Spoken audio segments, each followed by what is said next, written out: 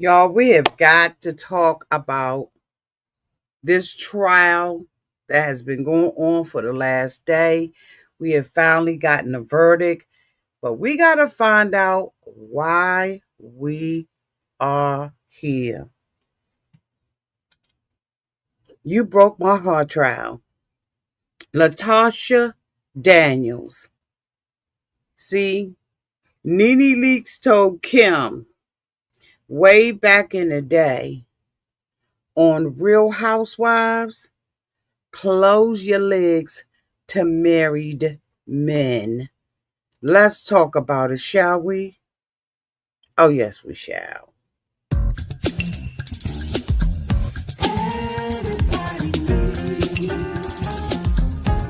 A sweet old auntie. Thank you, subscribers, to my nieces and nephews, and all the y'all who have been here through the long haul. Shall we get into it? Oh, yes, we shall. It's time for Auntie's advice. It's time for Auntie's advice. Oh, yeah. It's time for Auntie's advice.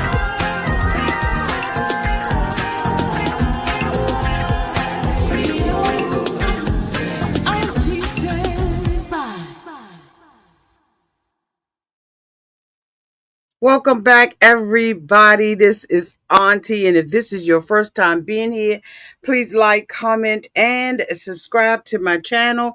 I am live on both of my channels, just in case you are not a subscriber to the other one. Oh my God, let's talk about Latasha Daniels, child.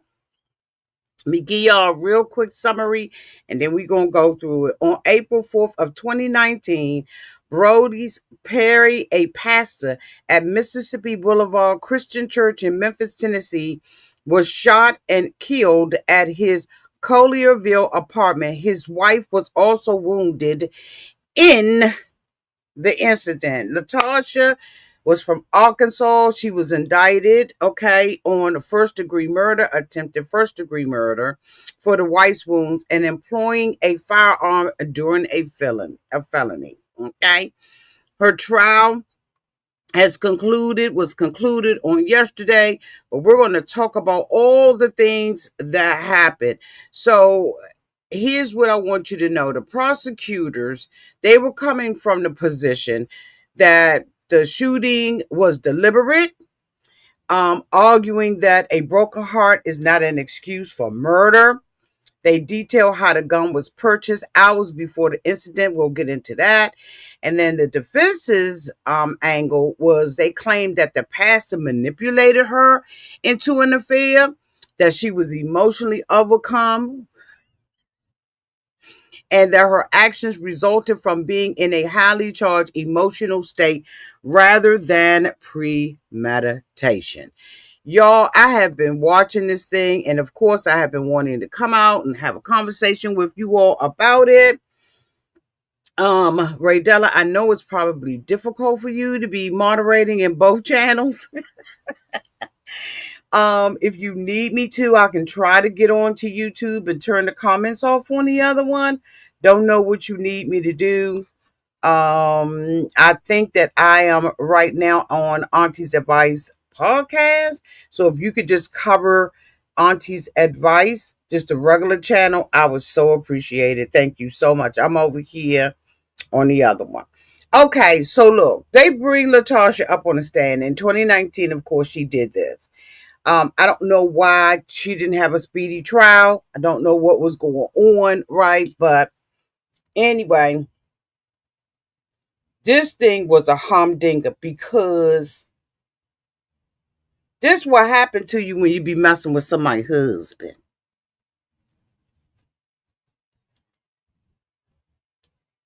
I don't know. No, I see your Zell coming up as green. So I must be, I don't know which one I'm on. Raydella. I'm on one of them. I see your Zell coming up as green. So I'm assuming that this is Auntie's Advice. So that means that I am not, I don't know which one I'm on. If you can just check for me. Thank you, boo. Okay. So they open up the trial, and I'm going to be giving y'all deep detail by detail. I am not going to do like other people and play the content of what court TV had up. I know that I probably can do it under fair use, but I would rather us have a conversation, me be able to look in the comments and have that as opposed to anything else. Yeah, I am over here. I see your zealous green. So they asked her first about her childhood because they wanted us to know why she was bat crazy.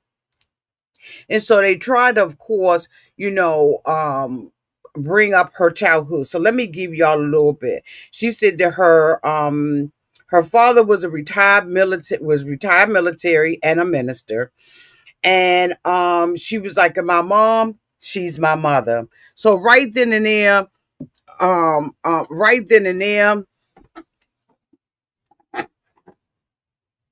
we knew what it was. She got mother and daddy issues. And she has used them, in my opinion. These are my opinions. Y'all let me know. Y'all downtown in the chat. But she has used them as an excuse. Here she go right here. She's used it as an excuse to try to,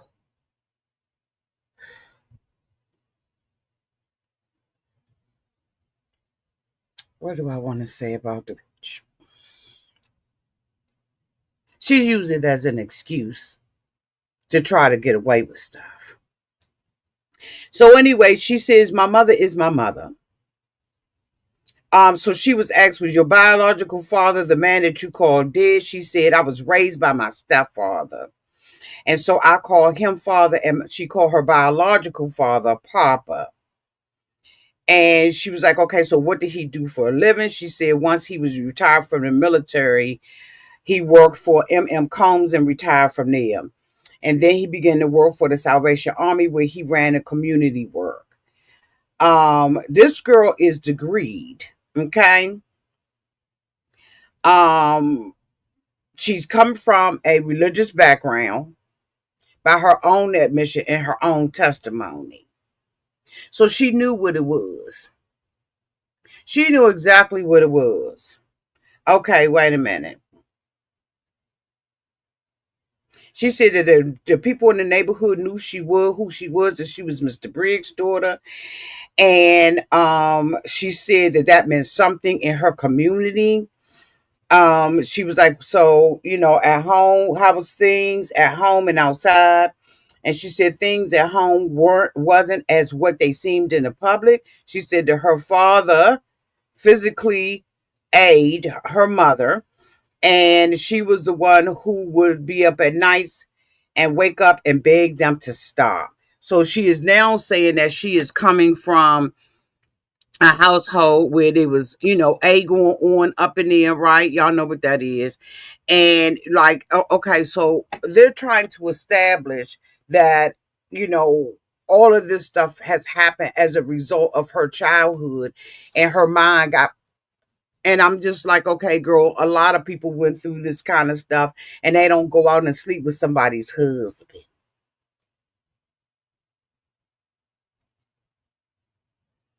So they asked her whether or not she had siblings in the home, and she said she had two sisters. And she was like, did all of y'all hear what was going on between your dad and your mom? And she says, I'm not sure if they did. Red flag. She said, but I did, and I often will wake up and ask him to stop, and even sometimes try pulling them apart. She said, so the lawyer asked her, when you were in public, did you let that side of your life show? She says, not at all. So she is used to covering up stuff, if we believe what she said. I don't believe what she said. Okay. Um, she said that she, you know, went to school and she was supposed to do everything. She participated in sports, and you know, she was just basically hiding the things that go on. And we do know that, especially, you know, the kids who didn't have social media like myself and other people, right? Because we didn't grow up with social media. Social media grew on us. And so, you kept a reputation in your neighborhood, right? Whatever happened in the house, we were all told whatever happened and he's staying here. How many of y'all put your hands down in the chat if you grew up in a household where that was the rule? Whatever go on in the house stays in the house. So a lot of times, a lot of us grew up, in the 60s, 70s, and even in the 80s, where, we put on a certain facade when we were out in the street. It was expected, it was an expectation. We did not go on social media and load videos about what was going on downtown to our households. Like, we just did not do it. Okay. So she says, I want to talk about, when she was a teen. She said when she was 17, she got pregnant. And so the lawyer asked her, what happened when you got pregnant? She said she shared it with her dad. And her dad basically told her, you need to get married. Okay, I see y'all hands. We grew up like that, didn't we all? Okay, you could not say what was going on downtown to the house. You just couldn't do it. Okay, Wendy said that's still a rule in my family. We don't discuss family issues outside.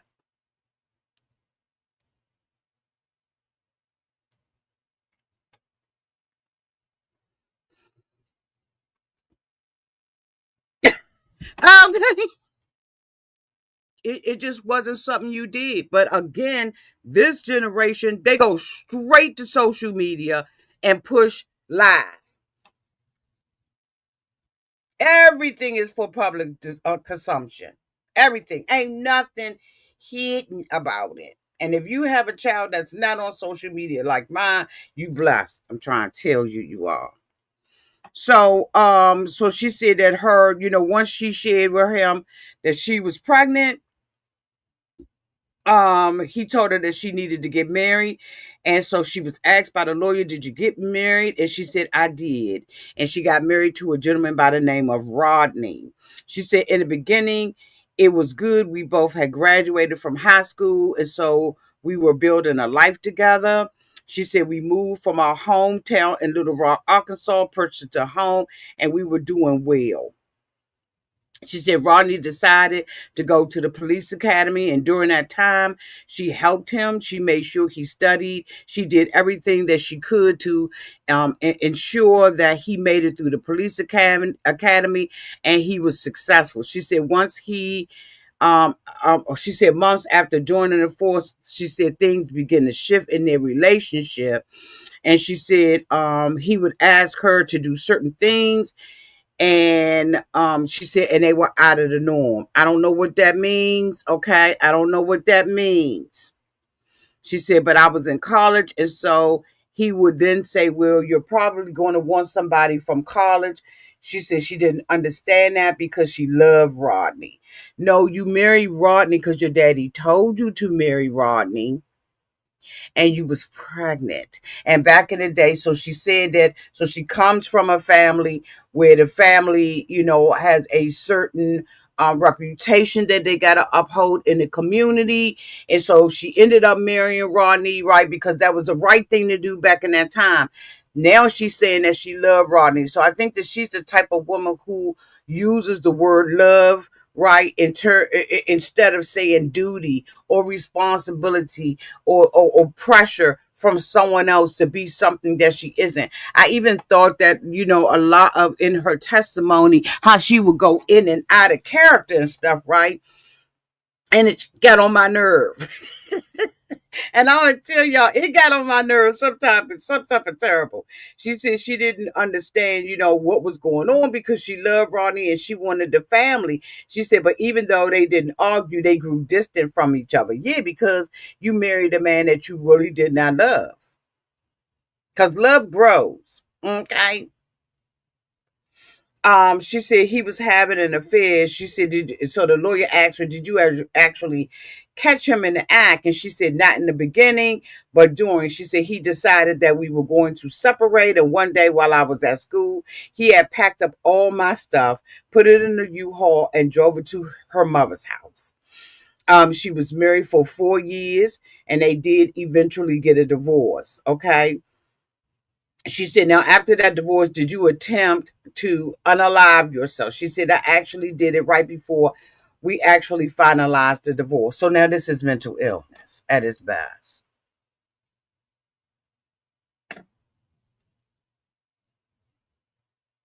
And it's almost, in my opinion, that she used it as a tool. That's just my opinion about it. Y'all let me know y'all's down in the chat, but she used it as a tool, in my opinion, for manipulation. Because I'm gonna tell you one thing that I've learned from a different people that who are no longer here that I have known. They're not gonna tell you. Most of the time, when people unalive themselves, they don't tell you there are no signs. That's been my experience. Y'all let me know y'all's down in the comment section, but they don't tell you. You don't know this. Another red flag for me. Manipulation and controlling people by putting them in fear and on high alert that you're going to do something. So in order to, I'm going to take you out of here, boo.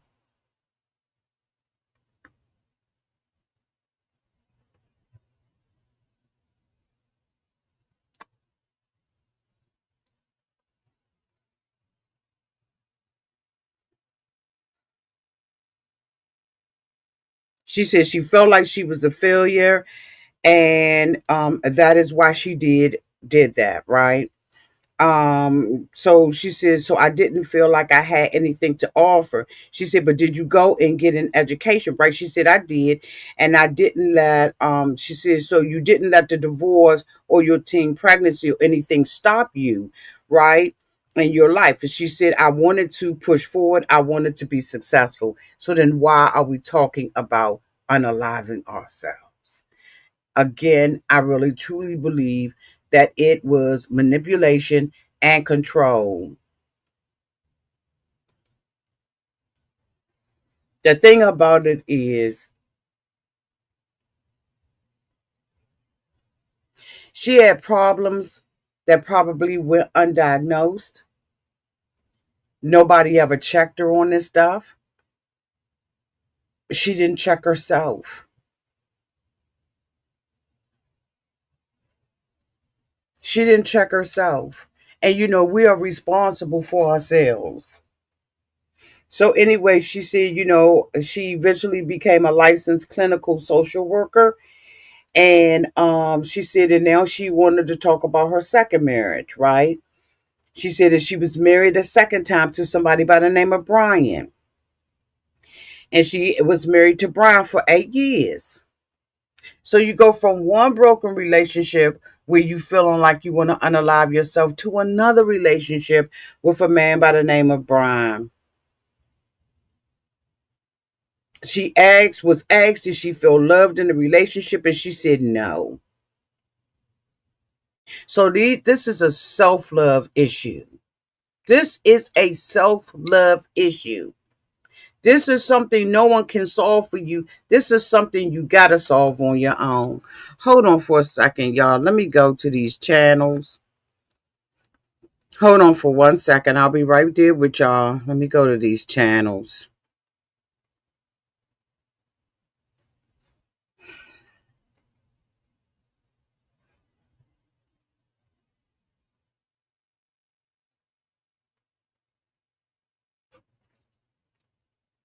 Me pay attention.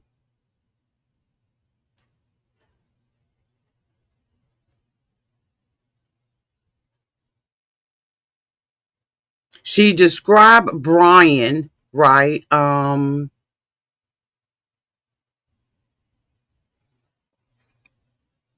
Just 1 second, y'all. Okay, all right.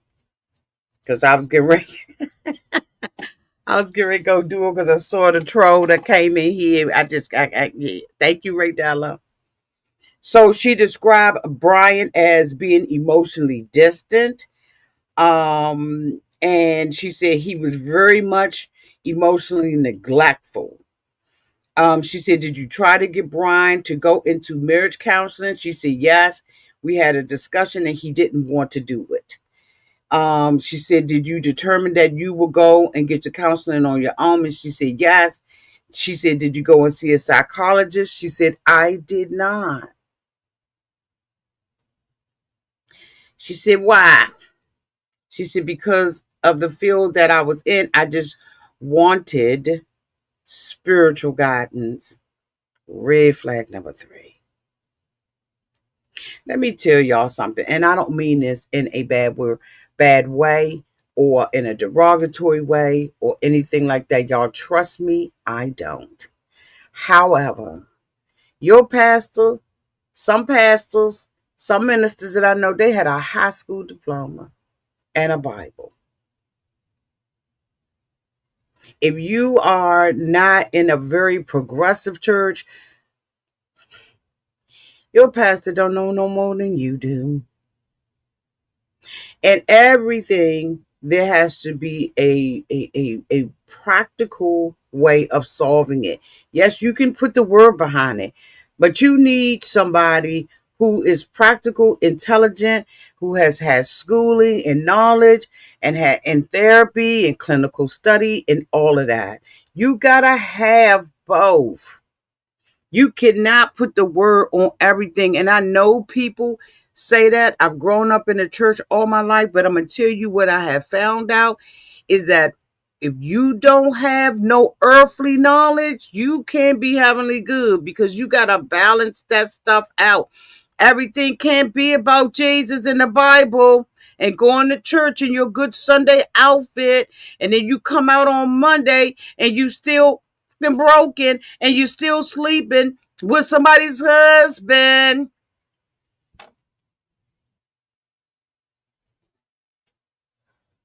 I'm moving out the way just in case y'all throwing rocks. You can't sleep with nobody's husband and act like you a good Christian woman. You not, boo. I'm sorry, you not. Like, we're gonna go hit on and tell the truth and shame the devil up at Auntie's house. You can't do it. You're not allowed to. And this is what happens when you think, well, keep going.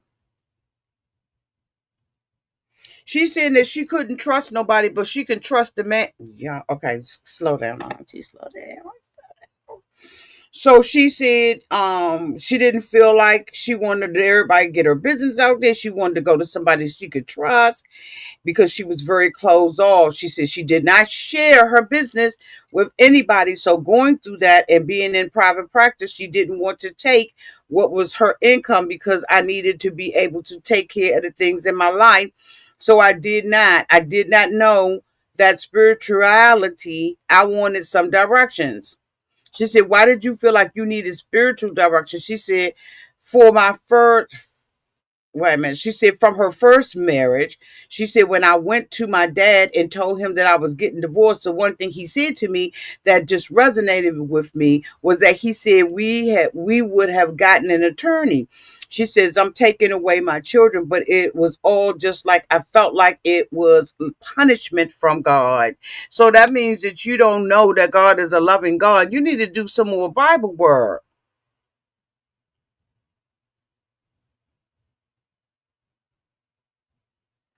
Somebody said, not Monday, Auntie. Later on Sunday. Amen. We're going to tell the truth. She said, did you seek out spiritual counsel? She said, I did. She said, now, okay, so then let's talk about that. She said, what is St. Mark's? She said, it's the church where I attended in Little Rock, Arkansas. It is a big church or a small church. She said it was a big church. She told him that it was 6,000 people, right, going to the church. She asked her, did she have a particular role in the church? She said she participated in evangelism, but eventually became a life group leader. She said it was like 6,000 of them. She said that, it was a couple of people that got picked for it. I can't remember how many she said. But this was under Pastor Perry, the one that she ended up sucking his. And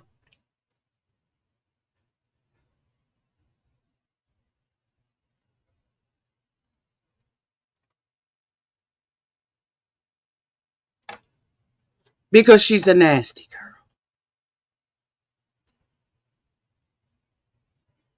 She was a nasty whore,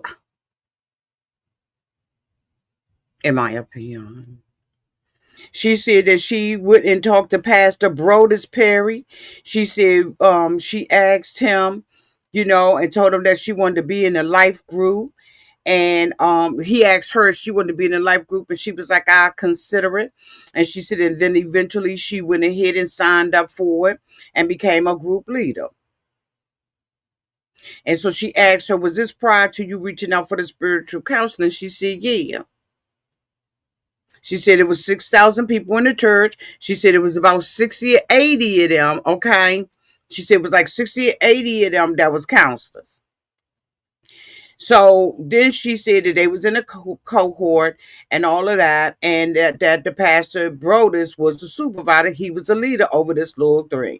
It was a closed group. Okay, she said that they was very close, and they all became close to Pastor Perry through that group. She said that is when she reached out to him for spiritual counseling and some.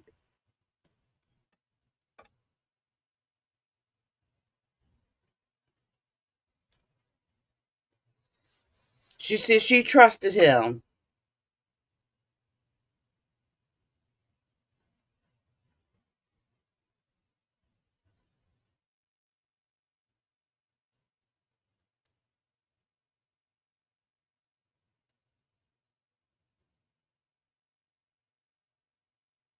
So she reached out to him because she got close to him in that group. Probably was sitting up in that month, the lusting like I don't know what after somebody's husband. And I'm gonna tell you right now, like spirits get together with like spirits. He was a, and she was a.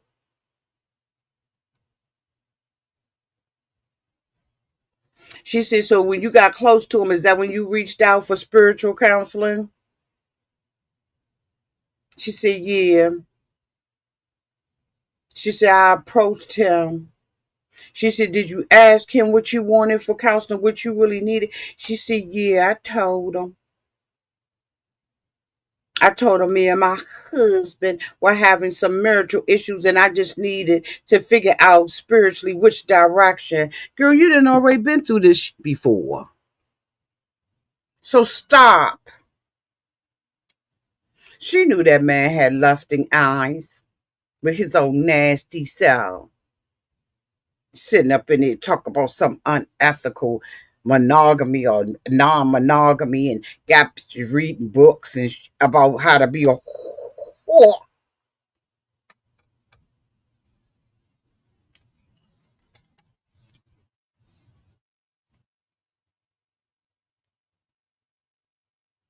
She said, did Pastor Perry agree to meet you? She said, yeah. She said, where y'all meet at? She said, we met in my office, in my lair. Because I wanted it to be a safe space, because this was against something that I was not fully embracing, that I had to deal with, and I wanted to be in a space where I knew that I could. Let me tell you something. As a woman, when you're trying to provide a safe space for yourself, right? Something that's untrackable, something where you will go somewhere else. You will go out to a coffee shop or something like that. You'll never bring nobody to your safe space. And if your office is your safe space, why would you bring him in there if you was already skeptical about the pastor? Girl, stop. She said, I wanted to be vulnerable.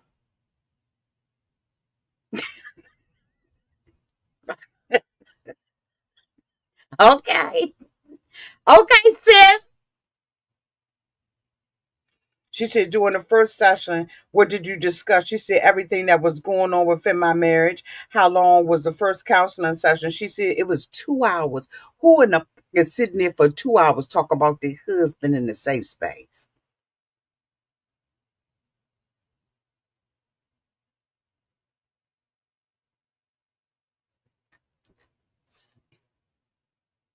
She says, were you emotional during that process? She said, yeah. And I was open. She said, did you tell him very personal, private things? She said, and I did. And I did.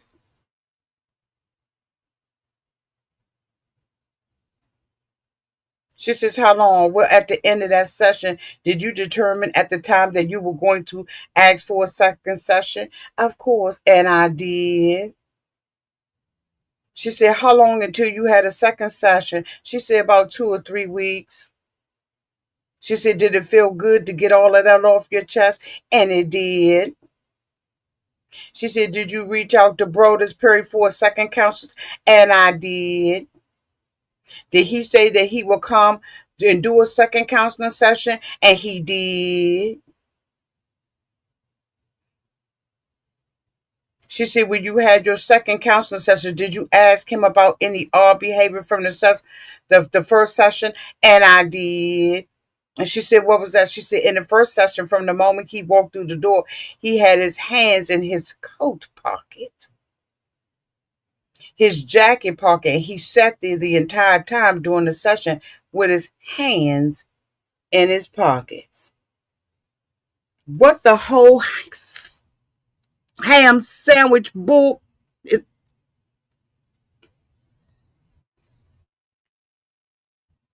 She said, I found it to be a little bit odd. It was strange, but I didn't say anything in the first session. So I asked him in the second session because he came in and didn't have his hands in his pocket. And I was like, so what was that with you having your hands in your pocket? At the time, he told me it was because I was trying to maintain my professionalism. So he got an unprofessional.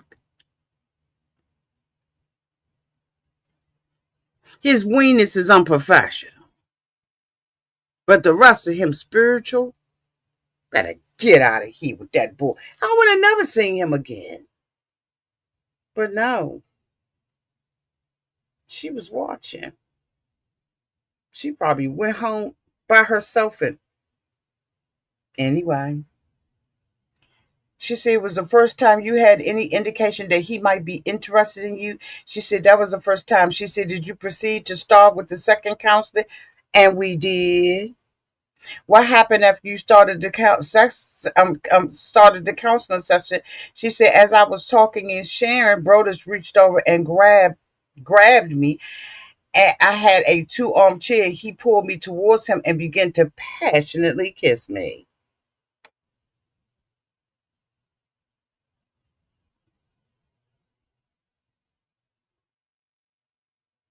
The second counseling session with the pastor.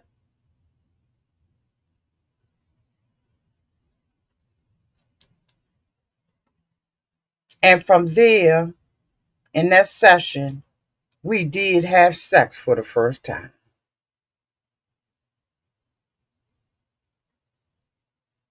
Sis. Sis. Sis. Sis. You, in my opinion, was looking at that man the whole time. You was going through your little class, and the whole time he was looking at you. And this is why people don't do church. I'm, yes, Deirdre, in the church. Sit back, boo, because you ain't heard nothing yet. She said, were you proud of that encounter? She said, in hindsight, no, but at the time, he was giving me everything. And I mean, she put emphasis on he was giving me everything that I had been missing for a long time. She said, did you know that he was married? And I did. And I did. She said, did you know he had a wife? She said, I had at the time. I'd seen her at the church. I summed her up. She said, but I didn't know her. But you didn't know her. You didn't need to know her. All you needed to know was that was his wife. And he was married. And If Pastor Brodus was on top of his stuff, I mean Brodus Perry, if he was on top of his stuff, you never do counseling like that with a man. You have a woman come in. He should have had her see the wife. And he did. She said, how did you feel about the fact that he was married? She said, at the time, honestly, I didn't even think about it.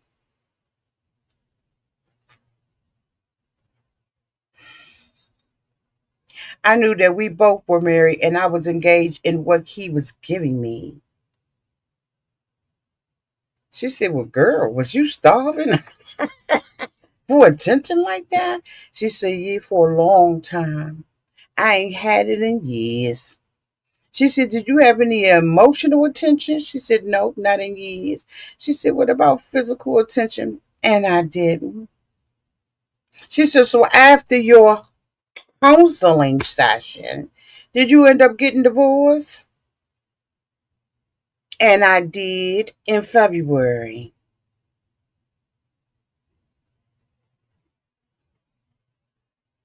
In February, I did end up getting divorced in December of that year.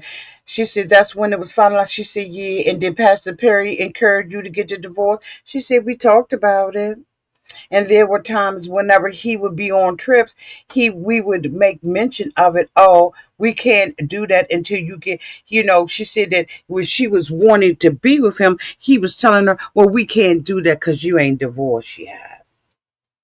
But you can come up in my office, in my safe place, with your hand in your coat. And in the next session that we have, these people will make me want to cuss them all the way out. But YouTube has asked me to stop doing it. Okay. She said, now I want to talk about your relationship with you and Brodus. She said, did he give you any particular instructions? She said, he immediately told me to download this app called Confide.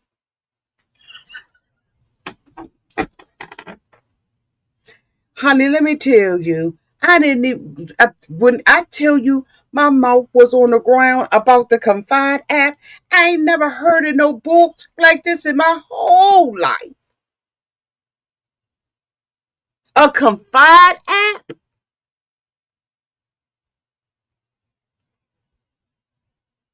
She said, what was a Confide app? She said, whenever we would send a message, and when you read that message, it would disappear.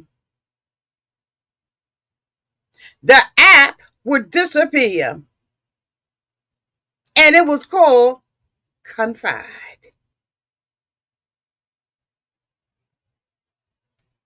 So if you said something, it was gone. If you didn't read it right then, you didn't get it, it was gone. She said, whenever you would say, she said you couldn't screenshot it or anything like that. It would immediately disappear once you took your finger off the screen. She said, did Brodus teach you how to use the app? She said, and he did. And we continue to use the app. She said it was probably maybe a week or two later we found out that if you had a phone number and somebody else had your phone number and they had the app, then they could see your ass on it. She said, so he had me change my name on it, and I also changed the way that I attached it to my account. So I went from having a phone number to coming up with an email address. So I made a new email address to be able to attach it so that nobody knew who the fuck I was. And he taught me what I needed to do in the app. She said, because he didn't want me in his little secret being traceable back to me or Kim. Now, this pastor, this evidently won his first time at the rodeo. Because why in the whole would my pastor need to know about a Confide app?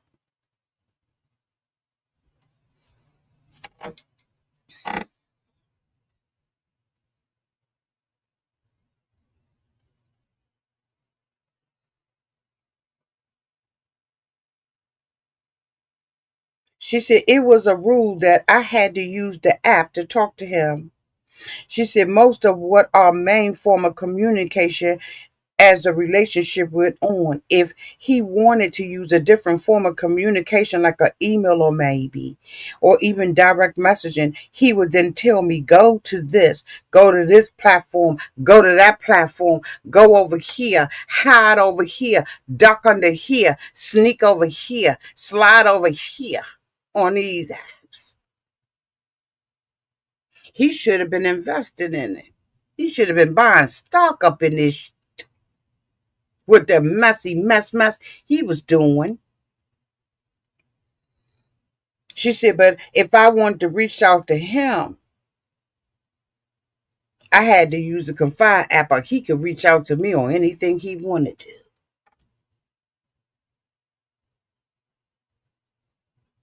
You want to see him? Let me bring up a picture. Hold on. Let me bring up a picture of the pastor. Okay.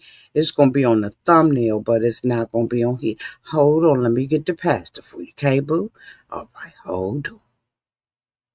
Let me bring up a picture for you. Okay. Mm-hmm.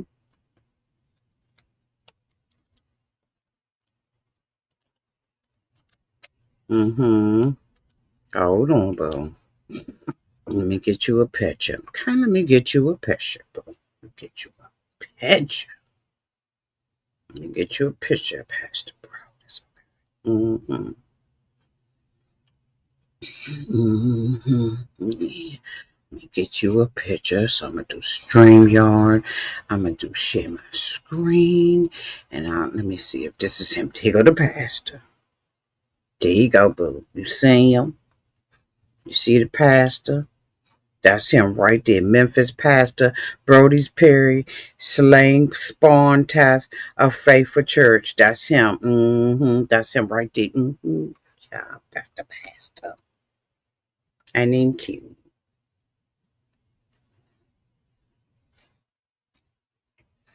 She said she had to use the Confide app, and he would, entertain new apps over and over and over to talk to her.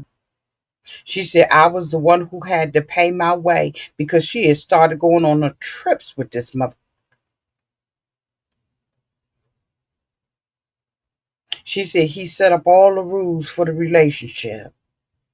She said, as far as it came to trips that he wanted me to go with him, I was the one who had to pay my way as far as airfare or travel. So he was a cheap trick. And she said, and then he would then take care of the rest, meaning that I would have somewhere to stay. He made sure I had my hotel, but he didn't give up about how I got there. What is making that noise?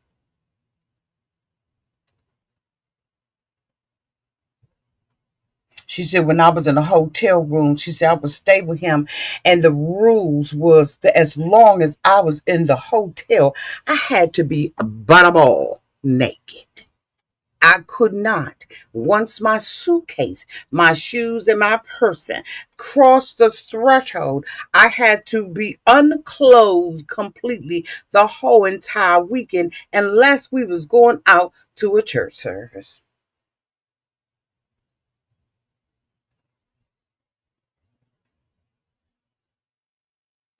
Yeah, you heard me. You heard what I said.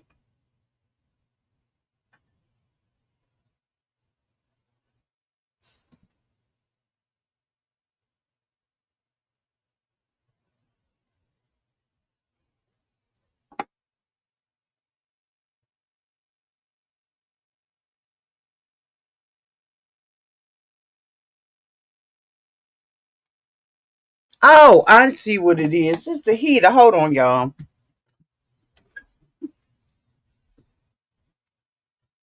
Is it the heater?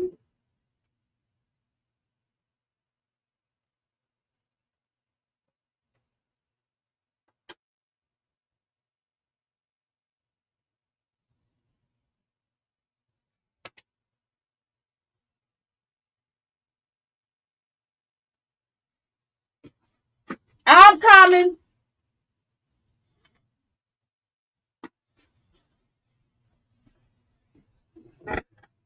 And I'm back.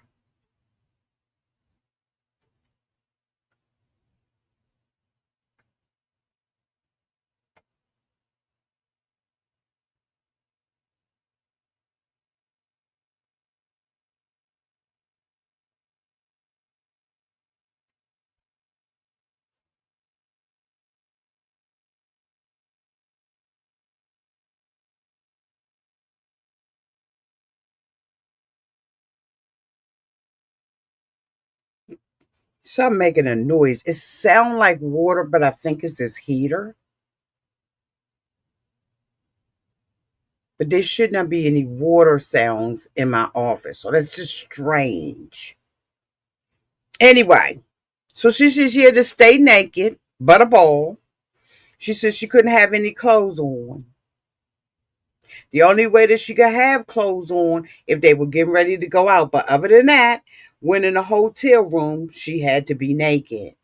She said, I couldn't, if something was to happen to him as far as him medically, he did not want her to call 911. So if she was laying in there with them, she couldn't call 911.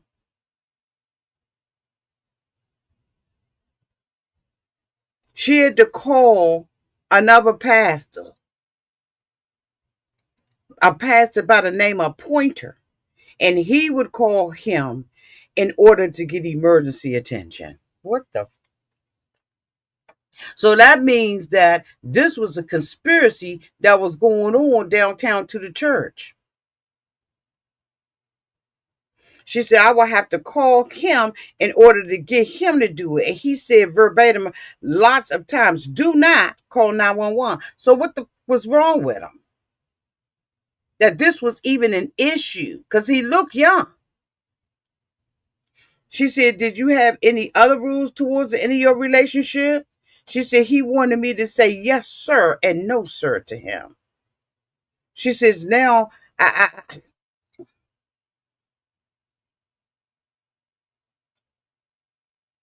so she was stuck on the daggone Confide app. She said that she would go on every trips with this mofo. Where was the wife?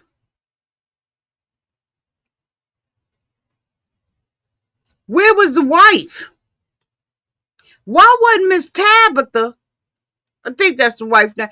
Why wasn't she involved with what was going on with her husband? Did she not care? Was she just not in love with him? Did she not? Was she not the average first lady that always be with their pastor? Why didn't she always there? Why didn't she sniff this out? Why wasn't she halfway? Girl, she ain't getting about this man, in my opinion. Because you need to be on top of what's going on downtown to your relationship. Why didn't she know? She didn't suspect her. You mean to tell me won't nobody coming back? Nobody was gossiping? Come on.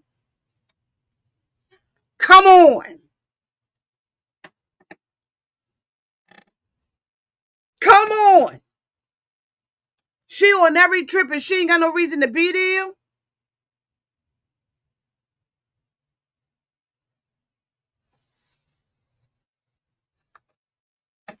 Okay.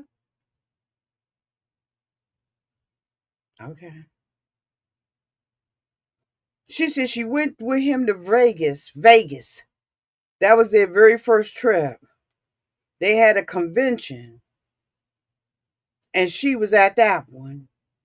He invited her to go to Cuba with him that year, but that ended up right at the last minute, right? They changed it at the last minute and said that Tabitha wanted to go with him. So this was a conspiracy. This was a cover up that everybody was into. Because now all of a sudden Tabitha want to go and you can't go.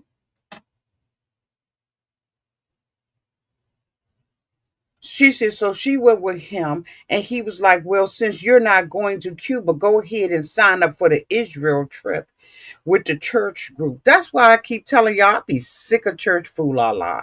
Anyway, she said, so she signed up to go to Israel and paid her way, and he paid her way for that.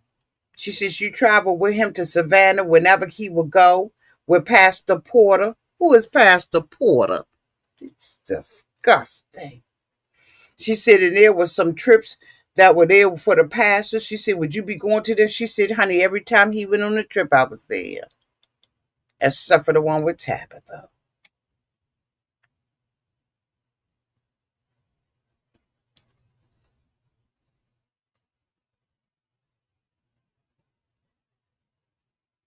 She said she would go on all of these trips with him to his speaking engagements and everything. They started hanging out with friends and going back bike riding and doing all kinds of. She was in a full-fledged relationship with this man. So who was taking care of her son when all of this was going on with her own nasty self? Both of them nasty. He's disgusting. He's gone now, but I'm saying. She said it was personal trips. She said if Brodus told me that he wanted me to go on that trip, I was expected that I would be on that trip. She said if it was any trip that he went on, was you expected to be there? She said, yep, I was there. She said she had the hotel room. Brodus would walk in, and if she was wearing clothes, it had clothes on, he would not give her affection. He would withhold his affection.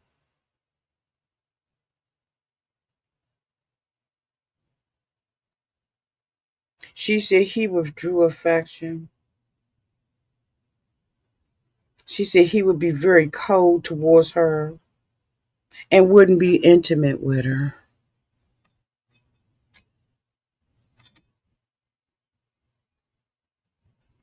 She said if she got undressed, but even then, he would punish her by withdrawing affection.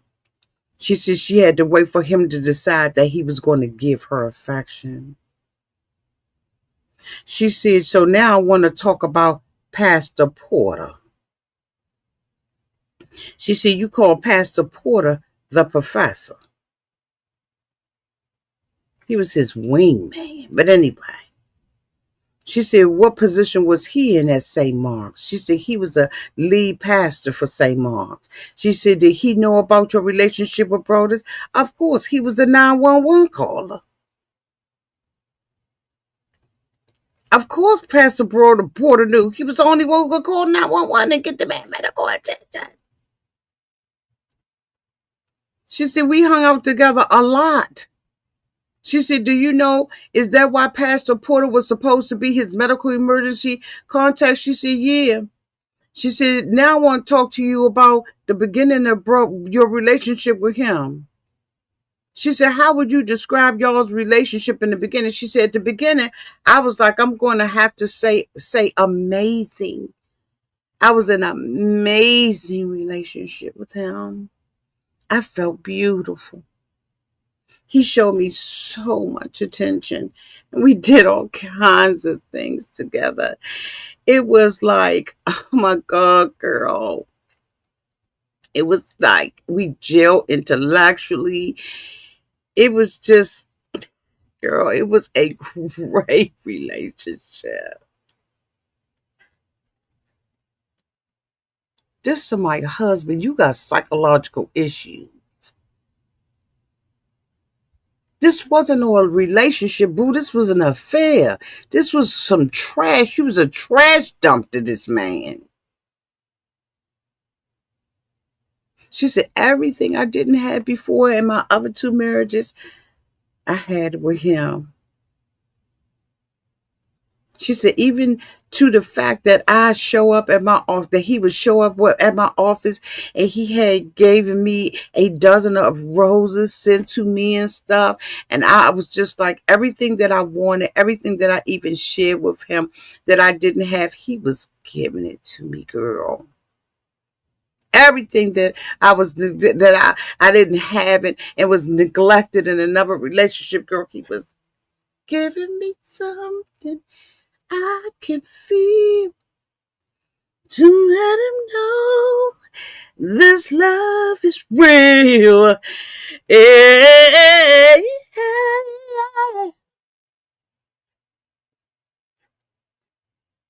She said, what kind of things did he do? She said, as the relationship progressed, he got into cigars, and I was the one that was paying for that. And then he got into brandy. And, I started paying for that. He wanted expensive brandy and all of that. And she was like, girl, would you smoking a cigar? She was like, girl, yeah, eventually, honey, I was smoking the cigars and stuff like that.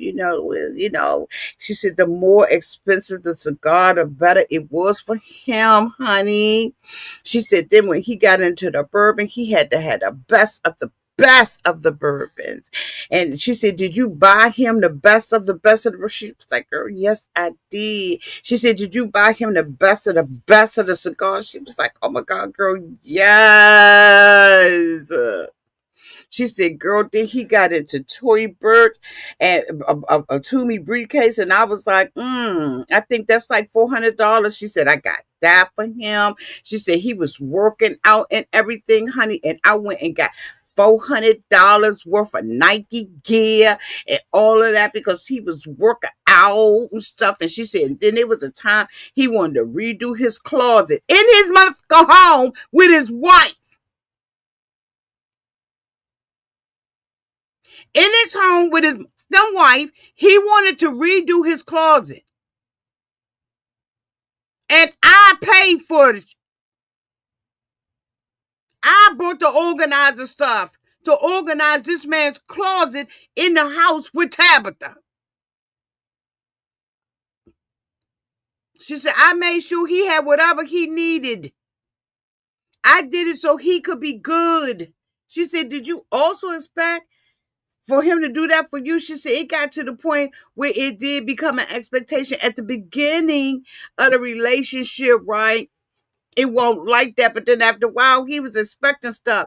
He wanted me to buy. Me and him got into bikes, right? Because we was riding with another couple, and we got into bikes, right? And he expected me to go and buy the $2,000 bike for him, and I was like, "Jake, I can barely afford my $2,000 bike." So then he got mad, and he withheld his affection from me and everything. And then, he ended up getting the bike, and then we started biking together. Girl, sit your.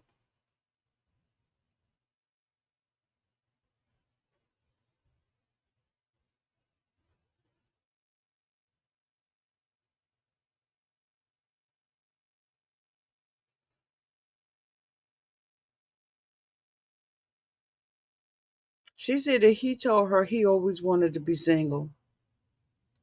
He never knew what it meant to be a single man. So he lied and told her that Tabitha was gone. And he was sending her back so he could explore being single. The lawyer asked her, did he indicate to you that they were separated? She said, yeah, for how long? She said, well, she was in Florida until Christmas. She went to probably go and visit her family. She said, so she was just gone for 2 months. She was like, yeah. She said, so what your ass do during that period of time? Were you staying with him a lot? She was like, yeah, I probably was staying with him about 3 or 4 nights. During that time, we also went out of the country.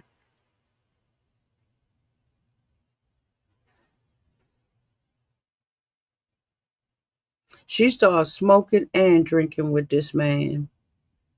They was going to cigar lounges and she was paying the dues.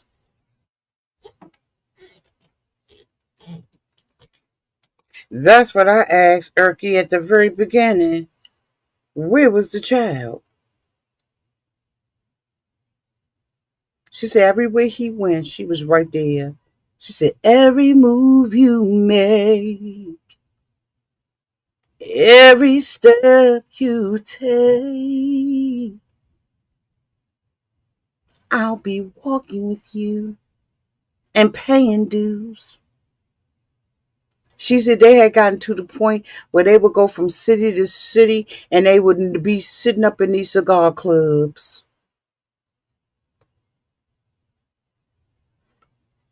She said, I paid 2 sets of dues for this mother. She said the first set of dues was at some place called Dave and Sons. And she says, and those was, she was paying all this man's expenses. She said, did it make you happy to be paying this stuff? She said, mm-hmm,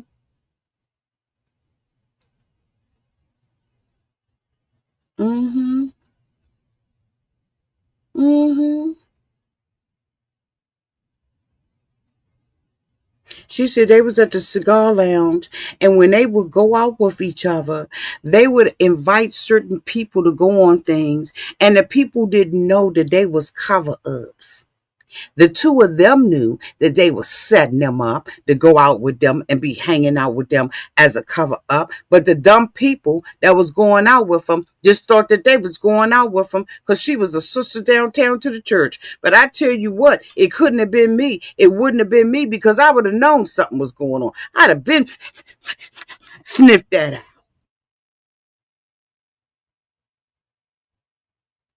Even though they didn't know they were a third party, it was the way of us being with each other.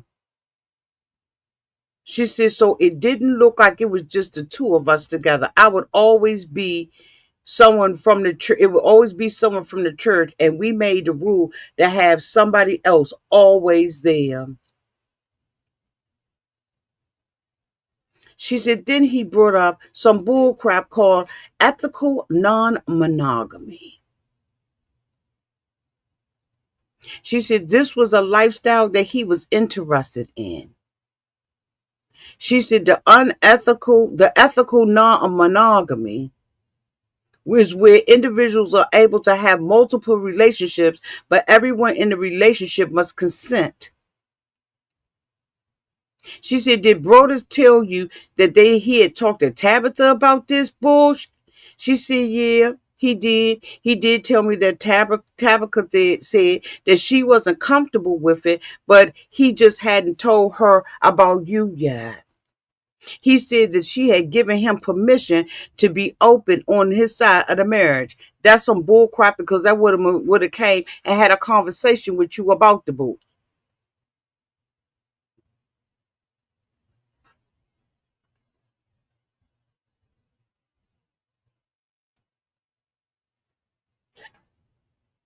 She said that he said she she had permission, but she never went to the wife about this. She didn't want to know. She wanted to be fucking somebody else's husband. You know, there's some women that just get pleasure out of thinking and knowing that they sneaking around. So he had started talking to her about this ethical non-monogamy and telling her that, you know, the wife was 40, right?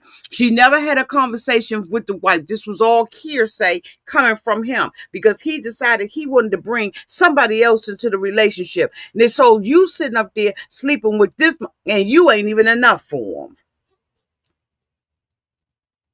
You sitting up there, all up wrapped up, tied up, tangled up in this sin with this pastor, deceiving the people of God. 6,000 people, she said, is in the church, and you running up behind this daggone man, and you ain't even enough for him. You're naked in the hotel. You're paying for your own plane tickets to go here and there, and you ain't enough.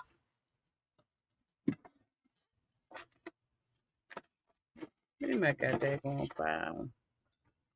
You ain't even enough.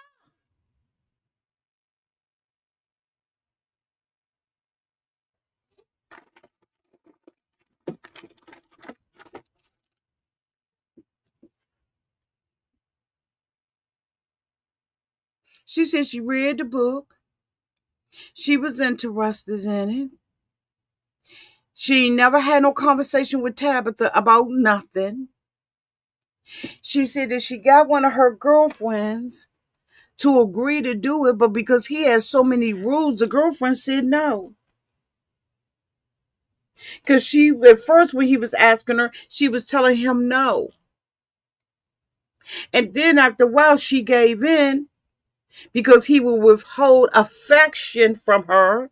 So she goes to her home piece and was like, Boo, can you please sleep with him?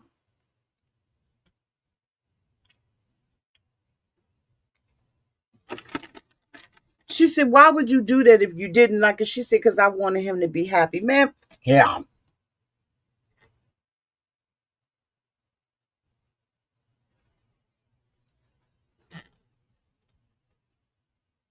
She said, then he told her he wanted to have a threesome.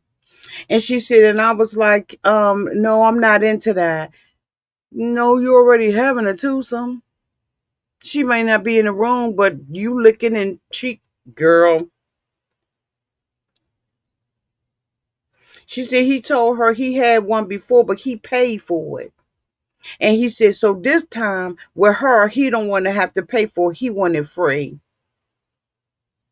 Yeah, she wanted the friend to watch. Yeah, you right. You right. Thank you, boo. No, you right. You right. Okay.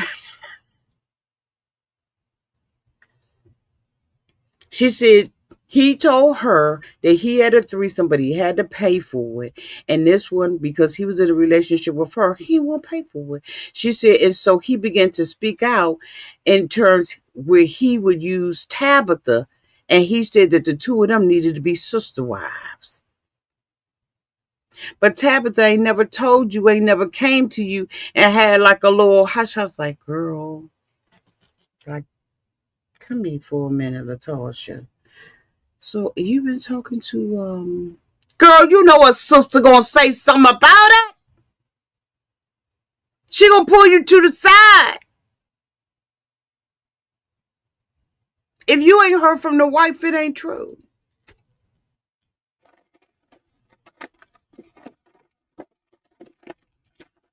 You've never heard nothing from the wife, so why would you think it was true?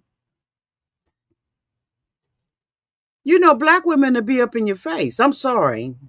Excuse me, Latasha. So what's going on with you and Brodus?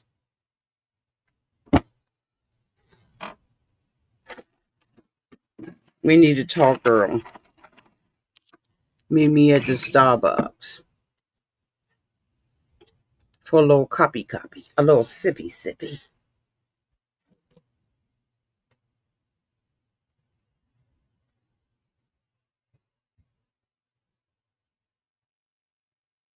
She said, so when he talked about the ethical mass that was introduced, she said it was just like a progression of this lifestyle that he wanted.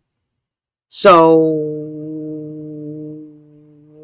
that's when she asked the girlfriend to be the watcher. And the girlfriend was like, I ain't got it to do. He got too many rules. She said, so did y'all have a threesome birthday party trip?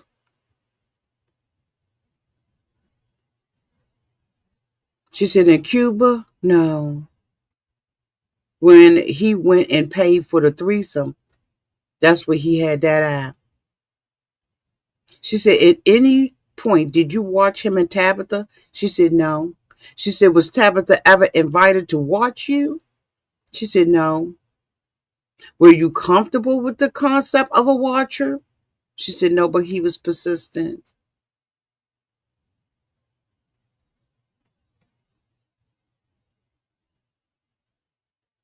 But I just needed to go and find me a watcher.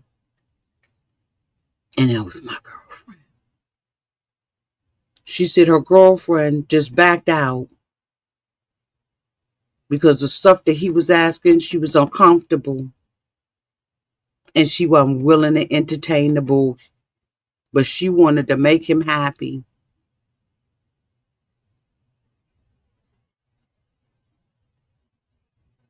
Hold on, y'all. I'm going through my notes. She said that the book was called The Unethical Slut. And so the more that he engaged with that book, it became to where it was because he was more like, you need, why are you not on board with this bull crap? She says, I'm not, but you sleeping with somebody else's husband. Yo, when I was listening to this testimony, I was like, you are not on board with this, but you sleeping with somebody else's husband. You acting as if this is your man. This not your man. So how you got boundaries? Yo.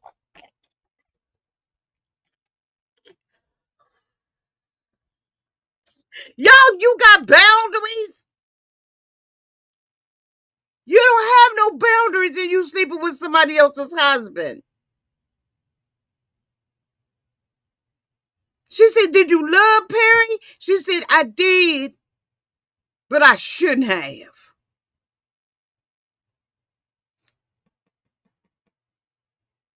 She said, we saw each other just about every day. She said, I would cook for him. He would come to my office and eat lunch. If he didn't come to the office, I would drop the off for him. She said, but then I gave him my office code so he could just drop by that when he wanted to. And he's sitting there looking like a goofy. Let me show y'all what he looked like. He looking like a whole goofy. He looked like a goofy. He's this black guy, y'all. Master Memphis Pastor Bros. He looked like a goofy.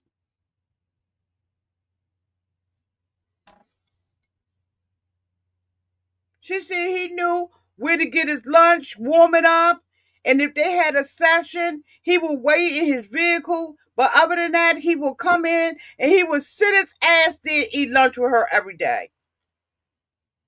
She said, how did Brodus react when you told him that you were not open to expand? And she said, to allow him to have girlfriends, she said he became emotionally distant. Like he would withhold his affection. She said, you know, I don't want nobody but you.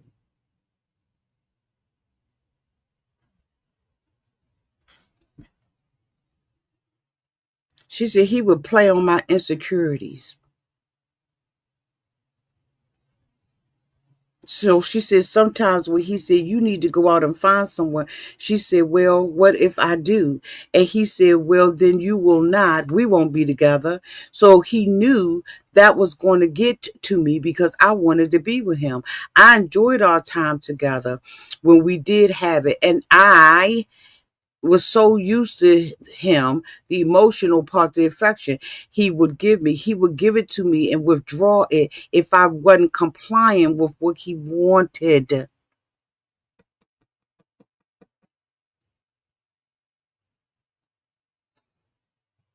Then they was in a Marco Polo group. She said Brodus was into ethical non-monogamy group with two other women. And she said, so were you a part of that group? She said, I wasn't. She said, were you ever allowed to be involved with that group? She said, no, I won't. She said, but you knew about it. You doing all this with somebody else's husband. She act like this was her husband. This is the part I'm not understanding, y'all.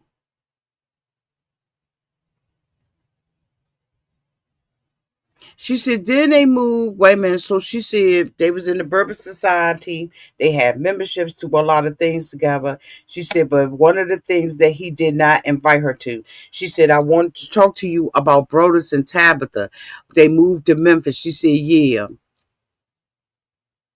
She said, to my knowledge, according to him, the pastor from Mississippi Boulevard reached out to Pastor Porter, and then Pastor Porter shared that with Brodus. and had brothers to your knowledge had any issues at St. Mark? She said, yes. He would tell me a lot about conflicts that he was having with some of his coworkers. And then there was this one instance where, according to him, he had misused a credit card. She said, what's the response?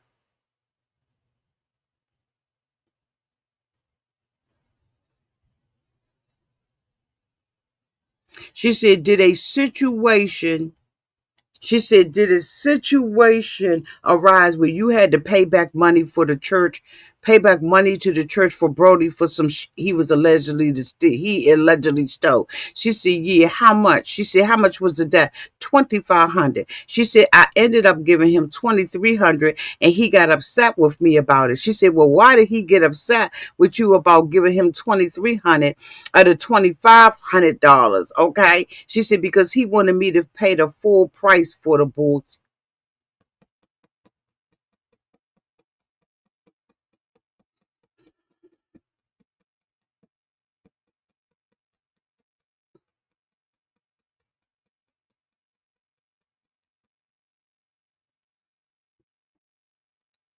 So let's go down to what happened.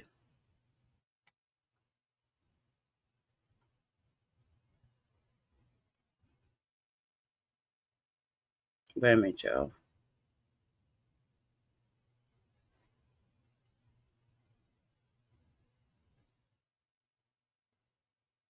So he and his wife moved to Memphis, right? So wait a minute, y'all. Hold on.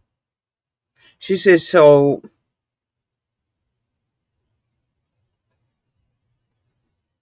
he had orthodontist appointments, so he would come back. And she said, and then he was building up this consulting business, right? And he had a client that he was coming back to, consult with. She said, what would happen when he came into town, in the town between the two of you? She said, we would meet up at the hotel and hang out. She was stupid. So now we talk about April 15th. I'm sorry, March 15th. She said, Broders came to town and he texted her and he told her to meet him at the hotel. She said after she went to the hotel, the first time she went to the hotel, she said he just dropped her off and she asked him to bring him something special to eat. She went and got the little special to eat thing and we made an arrangement to meet up later on. She said, I called him because it was getting late. And I was like, hey, you coming or what? I'm butterball naked up in this camp. And he was like, I don't know. I'll let you know. She said, but he ain't never called her. She said, so I was home at home, like, what the fuck is going on? She said, I'm just going to break up with him. I don't want him. And I'm not going to do this treatment. Girl, you done did worse. She said, so she went to the lounge and he was coming out. She said, and I opened up the door, unlocked the car, and I started putting the gifts in. She said, once he got closer to me, he just hugged me and gave me the key to the room. And I was like, go, and he was like, go to the room. She said, so I was like, okay. And I did. And once she said, this,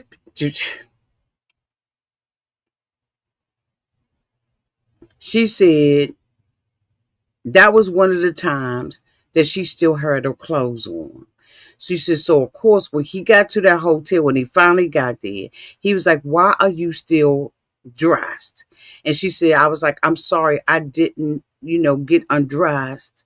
She said, I didn't tell him I was coming up here to break up with him because of the way that you was treating me. And she said, and he laughed it off and was like, well, why didn't you? Why didn't you break it off with me? And she was like, because I really do love you. She said he came over to the bed, started tickling her, and they laughed it off.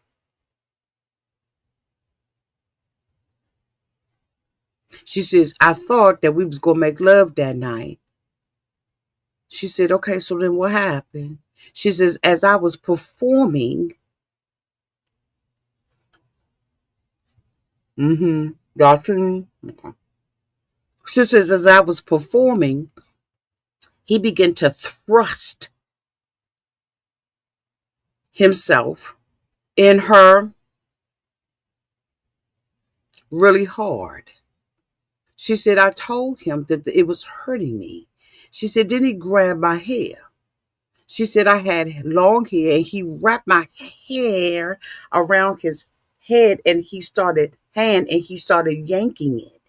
And she said, and when he wasn't thrusting in mine, he was pulling my hair really hard with his other hand and would just hit me. And I was like, this is hurting. And he was like, you better not bite me. Bitch.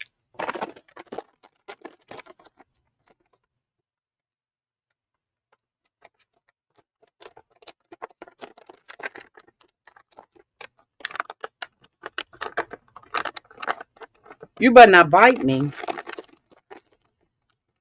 The fuck?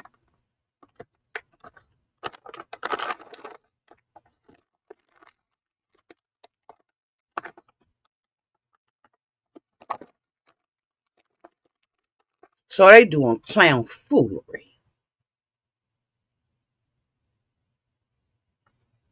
She said then he called himself making love to her, and that was rough.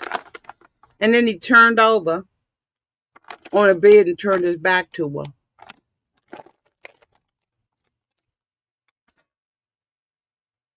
She said he gave her the cold shoulder.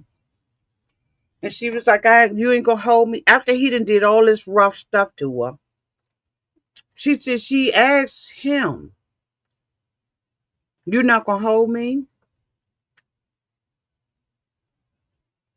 She was sitting up there crying through this. But you turn over to that mother and say you ain't gonna hold me? After what you just described, and I'm being light on what happened. She said he gave her the cold shoulder.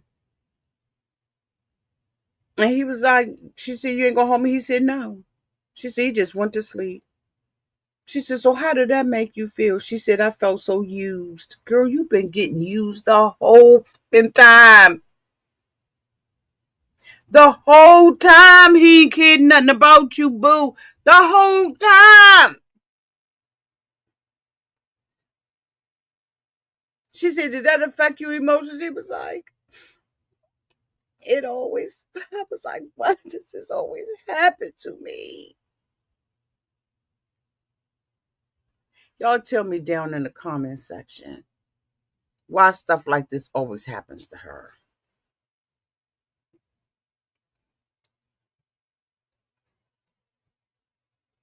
She said, did you decide anything when you were in that emotional state? She said, that particular night, when he got up in the morning, he got up and didn't even wash his A. And I was like, so why you not washing your A? We always wash our A's together. And he was like, we ain't today. She was like, I was like, where you going? And you still smelling like me. And he was like, none of your business. And she says that she was like, so when did you, so since when did you not tell me your schedule? She said, he just rolled up out that camp. She said, while she was getting ready to leave, she got up and got dressed. She grabbed her key card from the room off the counter. She said he laughed it off and left. And later on, she said she got a text. She got a text and was like, are we meeting again? And he was like, I'll let you know. And of course, she said the day went on and they arranged everything thinking she was going to end up with him and they would see each other. She said, and when she still didn't hear from the mofo, she decided to head over to the room. She said she was going to the room. He was there.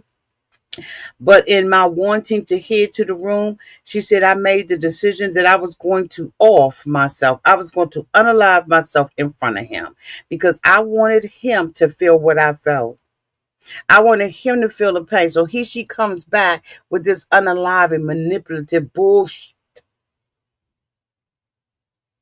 Because somebody broke up with you, and he didn't even break up with her. He just treated her like the trash that she said she threatened that she was going to off herself. So she sits in a room with him, y'all, and she pulls out a pew pew. She pulls out a pew pew and tells him that she wants him to feel what she feels. So he talks to her and somehow gets the pew pew from her. So after he gets the pew pew, she says he eventually talked her into putting the pew pew on the counter. He came over and sat down with her, right, and convinced her not to do it. So the lawyer asked her, did that restore a reason for you to live? She said, in the moment it did. She said it was the first time that you had gotten to the point of hopelessness, that you didn't feel like you needed to pew pew yourself. She said, not in a relationship. So she said she had been she asked her, has she been having these idolations, right, for a long time? And she was like, yes. So then after that, y'all, he took and got about that camp, right? He hid the gun. He hid the pew pew pew. She said he pushed her out of the way and got it, and he didn't want her to be able to have the pew pew. She said, but he did make her a promise to meet with together in the morning at the lounge. She said she had found out later on that he had put the pew pew in a locker in the cigar lounge. And so the attorney asked her, so what happened after that? Did you realize that you needed a little bit of time? She was like, yeah. She said, so what did you do? She said, I made a plan to go and be with my friend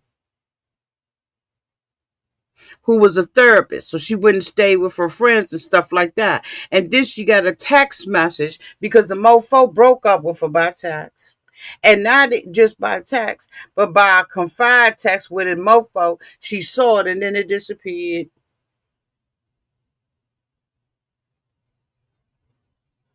He broke up with this. He broke up with this woman by a text, a disappearing text, and she lost her mind.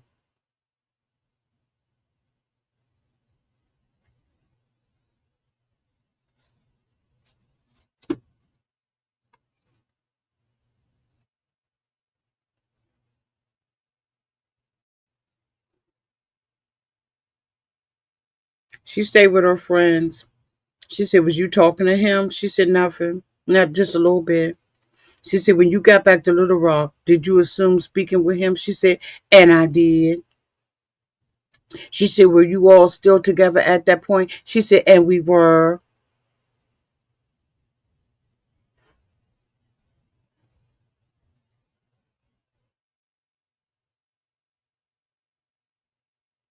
She even sat there and read, y'all, seriously, this woman read a note from him, right?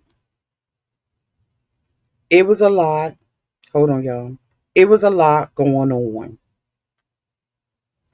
We are now with a fragile woman who was dating somebody else's husband, who's unfaithful to his wife, and she has an expectation that he's going to be with her. And y'all ain't going to never guess what happened next. But what we are going to do is we're going to end this live and we'll discuss it tomorrow. Part 2, over coffee. I ain't got nothing to do tomorrow. I don't have laundry. I don't have any of that. If you have not already subscribed to the channel, we're going to make sure that you hit that subscribe button and turn your notification bells on so that when I go live, you go live with me. And we're going to talk about You Broke My Heart trial, woman's um um um we will be out here in the morning. I will put it up in the screen. It's already an hour and 29 minutes. So we will continue this tomorrow. Again, make sure, thank you. You're welcome, sweetie pie.